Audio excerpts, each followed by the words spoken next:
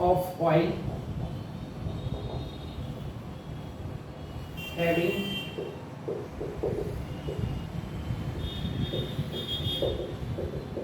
specific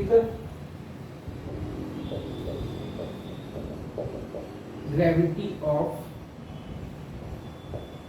0.8। ठीक है, ये क्वेश्चन। अब देखो ये क्वेश्चन कैसे बनेगा। ये आपका टाइप 2 है। पहला जो क्वेश्चन हमने देखा वो टाइप 1 कैटेगरी का रहता है, सिंपल एकदम बेसिक क्वेश्चन। दूसरा थोड़ा सा एडवांस लेवल का है। ठीक है, calculate the pressure due to column of 0.3 metre of oil. वो 0.3 मीटर क्या है, अब यहाँ पे हेड वर्ड को छुपा दिया तो आपको पता है वो 0.3 मीटर क्या है, वो हेड है यानी z की वैल्यू। ये चीजें आपको खुद भी सीखनी होगी जो मैं आपको अभी तक सिखाते चला हूं, है ना भाई। ठीक है, तो z की वैल्यू क्या दी है, 0.3 मीटर। ये मीटर में हमेशा ये z रहता है, इस चीज को हमेशा याद रखना। कहीं पे लिख लेना पॉइंट पे, z इन मीटर ऑलवेज। ठीक है, तो z is equal to 0.3 metre. अब इसमें क्वेश्चन को बढ़ा दिए लेवल को, क्या दिया है, स्पेसिफिक ग्रेविटी ऑफ 0.8। ठीक है, तो आपको क्या दिया हुआ है, स्पेसिफिक ग्रेविटी ये दिया हुआ है 0.8। ठीक है, जब स्पेसिफिक ग्रेविटी नहीं दिया था क्वेश्चन में, तो हमने रो की वैल्यू को तो 1000 एज्यूम किया था, 1000 नो केस के लिए। लेकिन जब स्पेसिफिक ग्रेविटी दिया रहता है तब रो की वैल्यू कैसे लेते हैं, तो याद रखना, व्हेन स्पेसिफिक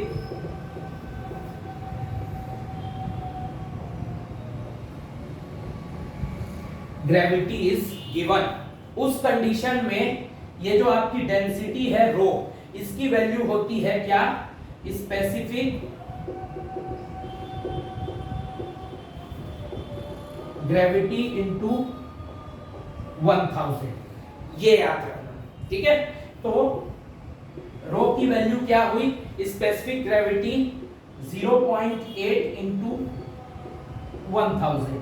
ठीक है, तो यहाँ पे रो की वैल्यू आ गई आपकी 800, है ना। देखो ये पॉइंट कैंसिल होगा, नीचे 10 आएगा, वो इससे कटेगा 1 0 से, तो 8 इंटू 100 कितना होगा, 800। समझ में आया, ठीक है, समझ गए, ठीक, 800।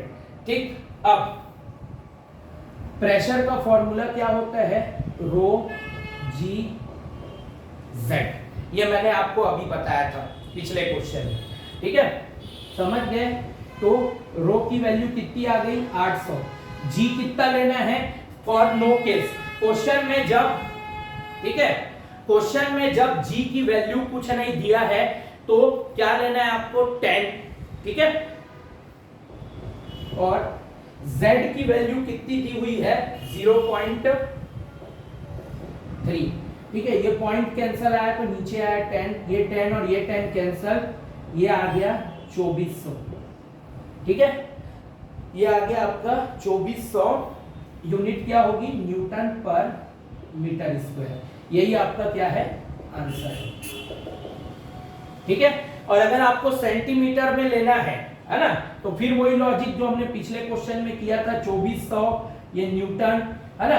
1 मीटर में 100 सेंटीमीटर होता है, तो 1 मीटर स्क्वायर में 1 मीटर इंटू 1 मीटर यानी 100 इंटू 100, है ना भाई। ठीक है, तो ये 100 इंटू ये 100 सेंटीमीटर स्क्वायर। ठीक, तो ये 0 ये 0 ये 0 ये 0 कैंसिल, तो ये आ गया 0.24 न्यूटन पर सेंटीमीटर स्क्वायर। ठीक है, अगर क्वेश्चन में इसमें आंसर पूछेगा तो ये आंसर है इस यूनिट में, न्यूटन पर मीटर स्क्वायर में। अगर क्वेश्चन में न्यूटन पर सेंटीमीटर स्क्वायर में आंसर पूछेगा तो ये है आपका आंसर। ठीक है, तो हम अपने इस बैच में एकदम छोटी छोटी चीजों को देखते हुए चल रहे हैं। मैं बोला ना, जो भी ये कोर्स परचेस किए हैं, जो पीडीएफ क्वेश्चन मैंने प्रोवाइड किए हैं प्रीवियस ईयर, वो पीडीएफ को आपको दिन में 5 से 7 बार पढ़ना है, वहां से डायरेक्ट फंसेगा, इसकी गारंटी है। 999 में जो मैंने कंटेंट दिया है वो कोई कोचिंग वाला नहीं देने वाला। समझ में आया? क्योंकि हर इंपॉर्टेंट क्वेश्चन आपको प्रोवाइड किया गया है पीडीएफ में ऑब्जेक्टिव, और वहां से डायरेक्ट क्वेश्चन फंसेगा। इसीलिए जो जितने मेरे बच्चे हैं 53 बच्चे जो ये कोर्स परचेस किए हैं, मैं देख लेना जब ये सीएसईबी का पेपर होगा 4 फरवरी को, तुम लोग से कितने क्वेश्चन बनेंगे। डंके की चोट पे बोलता है रजत अग्रवाल इस बात को। जो ये कोर्स परचेस किया है 999 वाला, वो फाड़ के आएगा पेपर को, लिख के ले लो।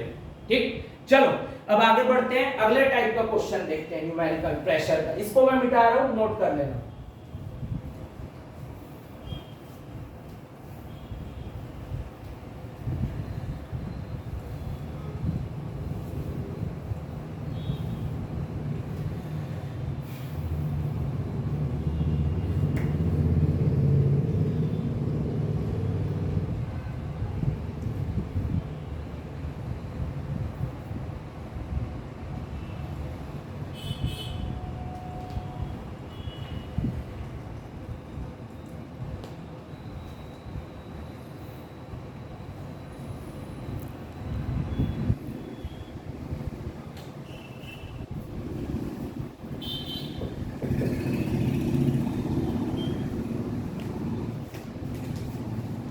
कितना?